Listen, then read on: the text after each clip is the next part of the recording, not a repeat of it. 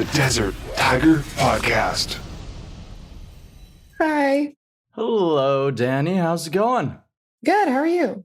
Doing fantastic. Having a good morning. Zoom was kind of being a little bit cranky this morning, but we got her figured out. We're here.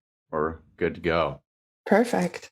Awesome. And we're here to talk a little bit about your journey here in the musical world. Yeah. All right. Are you ready to jump on in? Yeah, of course. Okay. Awesome. So, of course, we're here today to talk about a couple of new singles, a new little bit of a story that you're building. But of course, I want to build a small piece of foundation for the listener here. So your first debut EP, I guess debut and first being the same thing, but your debut EP, Aura, came out in 2020.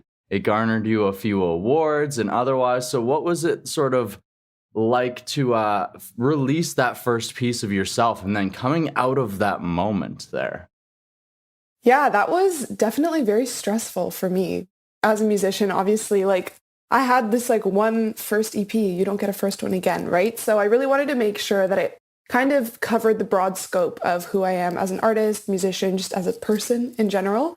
So for me, the hardest part was picking the songs. I'm a pretty prolific songwriter. I write all the time. And that's not even just a compliment to myself or me making myself sound good. It's just kind of something I do to cope with emotions and cope with the world. So I had to pick a song and for this EP, that was going to be the first one. And I had to make a track list. So for me, that was definitely the most stressful part. But in the end, I really wanted to make sure that I picked songs that kind of showed all the different versions of me and the different things that I do as an artist. Well, as you say, it's your first one. It's your first representation. It's sort of that first impression. So you want to make sure that you're representing yourself well. And from my research, I see that you've written hundreds of songs. So to pick, all right, which one of my children do I love the most, right? I know, yeah. It was a lot. It was pretty hard, but we did it. You did it. So after the stress of putting it together, once it was finally out, a little bit of relief then? Yeah, for sure. It was so fun. I had a little mini release party with my parents and my sister at home because it was COVID. So I had a little party for myself, and it was just a good way to just kind of listen to the music as a listener rather than scrutinizing every little bit as artists do. Well, we can tend to be our own worst enemy, right? And we overthink everything all the time. And we sometimes, in overthinking, we don't think about the listener's perspective. It's true. I know we can get a little bit caught up in our own kind of creativity. So it's always nice to have different opinions to bounce songs off of. Absolutely. So, of course, you mentioned that your debut EP released under a time that's not exactly ideal, COVID, because you can't really tour the album. It sort of limits some different factors of things. And then, of course, trying to move out of that. So you couldn't really do a tour cycle or otherwise. So moving forward from that moment, what was sort of the move?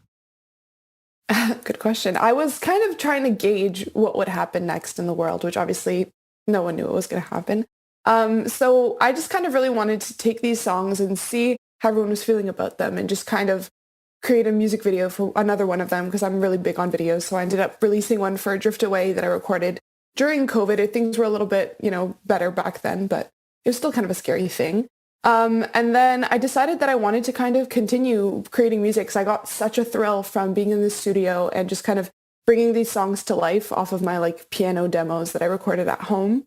So then I kind of decided what's next for me as an artist, what song do I want to record next? And honestly, just a few months after, I was already back working with my producer, recording. So I was kind of I jumped right back into it because I had so much fun creating the music that I just felt like I couldn't stop. Absolutely. And you mentioned being able to work with your producer, who happens to be Grammy-nominated Trevor James Anderson. So how did you end up getting hooked up there in the studio with Trevor, and what has he sort of helped to unlock within your music?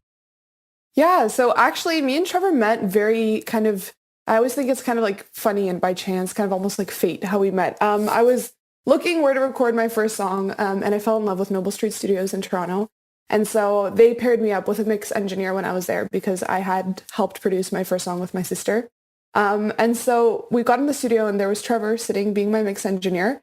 And so we worked on the song and we really kind of got along. There was a really good chemistry in the studio. We were like joking around. It was fun. He really understood me as an artist. And then he kind of went on to be like, hey, like if you're working on the rest of your EP, do you want to work with me? And I was like, absolutely. So we decided just kind of getting connected that way.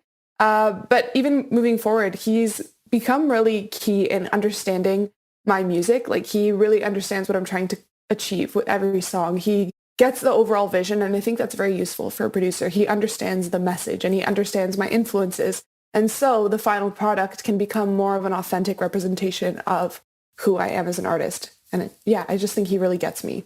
Absolutely. And it's always that just having that refined set of ears where, like you said, it's important that they also understand you as an artist and know what you're trying to achieve because they can sort of, once again, hear it from a different perspective and then say, okay, well, I see what you're trying to do here, but like, I think that we could make that happen a different way, like through this or whatever it happens to be, right? To get that to where these songs are getting those stream numbers, getting everything else, and, you know, making those that difference when they get released.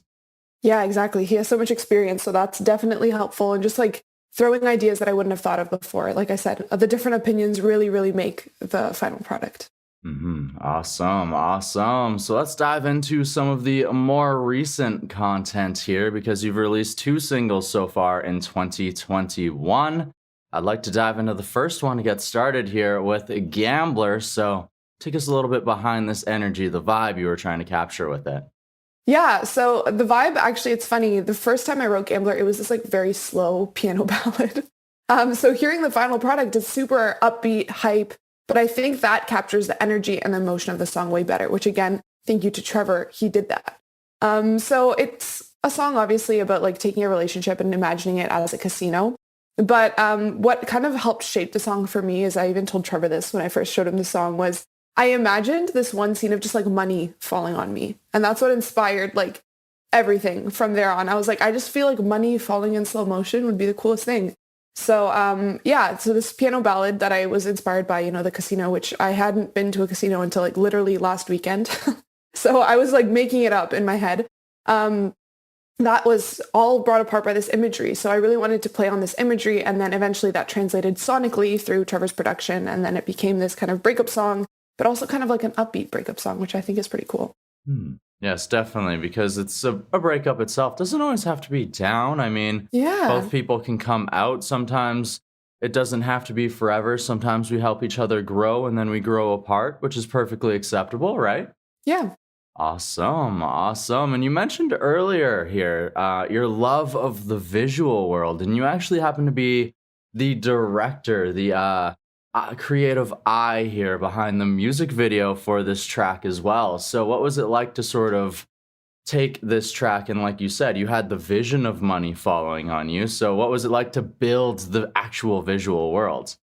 It was so fun. I spent hours just like sitting at my table picking like what scenes I want, what kind of outfits I want. And like because I was so invested in the visuals, especially for this song, and because they were in my head from literally the moment I sat down at the piano, it was really easy for me also. Like I knew exactly like what table I wanted. I knew exactly who I wanted in the background, what they were wearing, like what colors I wanted in the music video. And because I do have a really big appreciation for film and cinematography and direction, all that stuff, it was kind of a learning experience for me as well. So it was the first one I self-directed since like my old YouTube days.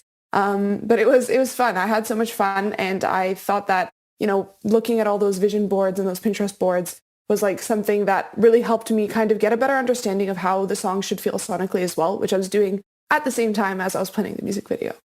Oh, wow. So sort of doing them at is exactly the same time, whereas some people would do the song first and then maybe like a little ways down the way, or when you get closer to release, okay, we need to get a video together, where like you're literally building both of them at the exact same time.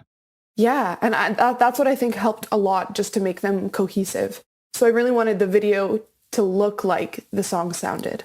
if that makes sense. Oh, it definitely makes sense. And I can definitely pick the vibe up inside of that video there. So I think you definitely did a great job of capturing it. Thank you. Yeah, I had fun. That's what's important, right?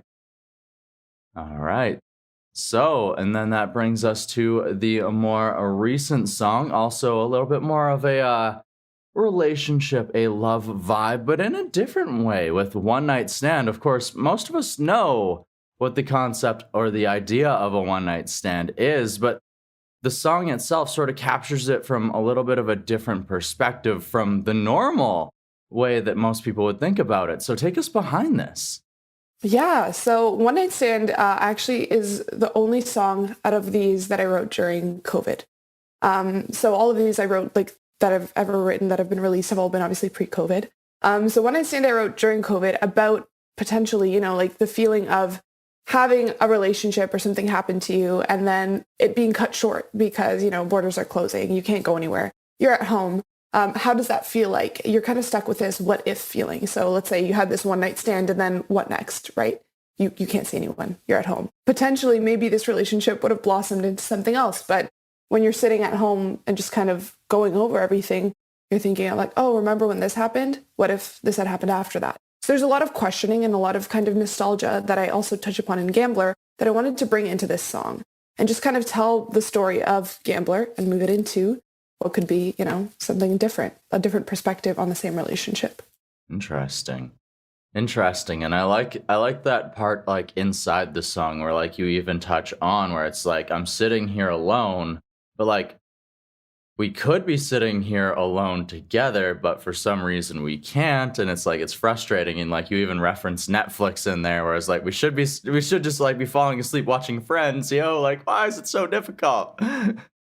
Yeah. So I really wanted to play upon kind of, I think, what was a familiar sentiment, I think for at least quite a few people that even I know, of just like not being able to see someone that you'd want to see and just seeing the relationship like fall apart in front of your eyes kind of thing. Mm-hmm.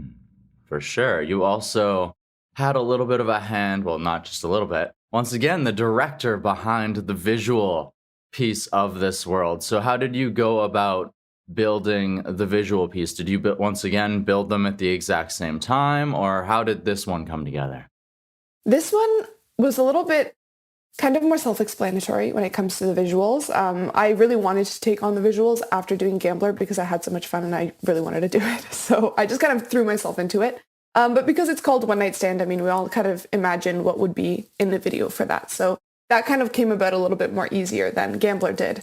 And so I found this beautiful location that a friend of mine owns in Brampton, Ontario. It's called the Ruby Manor. It's this historic home that she transformed into this photo space. And when I first went in there, I was in there for a photo shoot. I saw the sunlight coming through the windows and like all the like kind of old windows and the cool doors and the furniture. And I was like, this is where the music video needs to take place. It just looked like One Night Stand sounded, which again is very important to me. So yeah, I decided to go in there. I knew that I wanted to incorporate cloud imagery because clouds are like my favorite thing ever.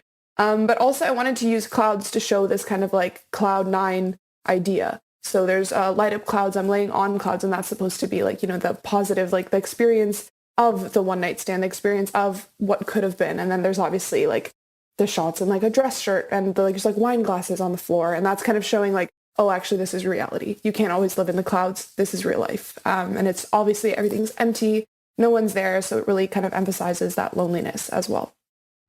Capturing that whole idea of like, the idea of dreaming, wanting people to be there. It could be real, but is it real? And sort of a few different thoughts and ideas going on inside of there. I really like the imagery that you brought into this.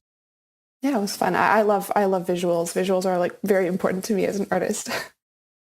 Well, it is a completely other different part of the game, and some people maybe don't put as much of a thought into it, but music videos used to be like a major piece of the industry, and like still a lot of people love watching them. It's still like an important part, a big key of things, maybe not like in the same way, but still very important in helping people to understand, to grow a relationship with the song.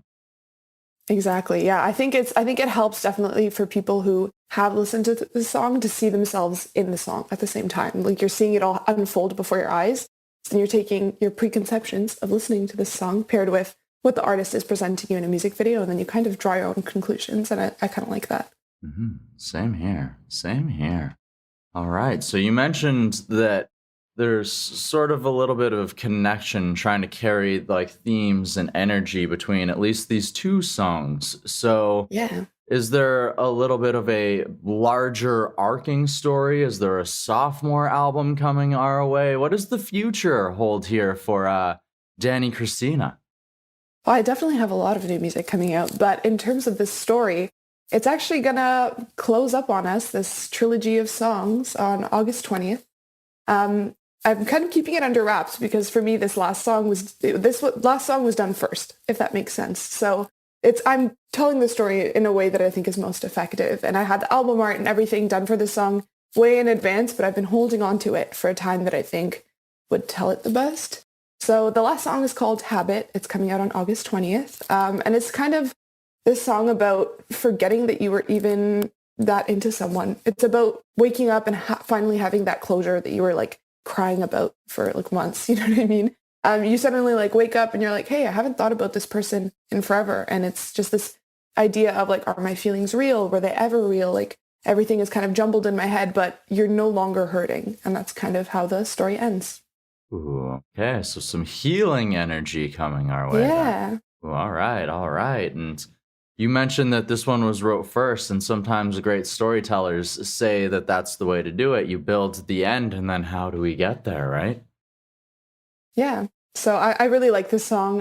It's a fun one for me. And I just think I like the idea that I came up with. When I wrote it, I was like, oh my gosh, I can tie so many things to this. And then I'm just really excited about it. Awesome. Well, August 20th, I believe you said. It's going to be dropping for the fans so very soon for this trilogy, and it sounds like there's more coming our way as well, so lots of exciting things for people to go and check out, and they should definitely follow you to do exactly that. They should. Yeah, check me out on literally all social media platforms. I'm everywhere. I love social media. All right, I'll have some tags down in the descriptions for both the audio and the video for anyone who wants to do that. I've got one last question, Dani. Are you ready for it? I'm ready. All right, we've talked about your growth as an artist from releasing your debut EP, facing some of those fears, those stresses, getting through that, building yourself as an artist, telling creative stories, not just through song, but also through video and otherwise into this a new trilogy here. And now what I would like to know is, through this time, how has this process helped you grow as a person, or what has it taught you about yourself? Good question. I think I have grown immensely, actually, especially releasing all of these songs. Like I said earlier, music for me is making sense of the world. So if something happens to me, I write a song about it. If I'm frustrated because I had a hard day at work, I wrote a song about it. So, and it's not necessarily always something that comes out, but it's funny because some of these songs that have been released, especially like Gambler, One Night Stand, Habit, that's coming out, those are all songs that I wrote not thinking I would ever release them because they were really like kind of personal. Like it was me just making sense of things, right? So for me, it's been very liberating to have them out and have people understand this other side of me. I've become kind of okay with sharing personal stories, sharing who I am through music and kind of letting people make judgments. Obviously, like, you know, if someone doesn't like the song, that kind of hurts me, but the positive feedback really, really helps. So for me, it's been a really great experience to be able to feel more open through the music I write and not necessarily limit myself to telling stories about other people only. Because I like kind of mixing my own personal experiences with other people. But I've been trying to really like create more raw and authentic songs, whether it's a story about me or it's a story about somebody else. I just really feel like I've gotten okay with telling stories that are different than I would tell before. And also my writing style has changed during this whole pandemic as well. I've become way more open to listening to stories, which inspire me to write my own stories as well. So definitely opening up a little bit more, maybe veiling things a little bit less. So I definitely like that. Mm-hmm. All right. Awesome. Well, thank you for sharing this lesson as well as the tale of this journey from Aura into this new trilogy here with us today on the DTP. Yeah, thank you so much for having me. It was so nice chatting with you.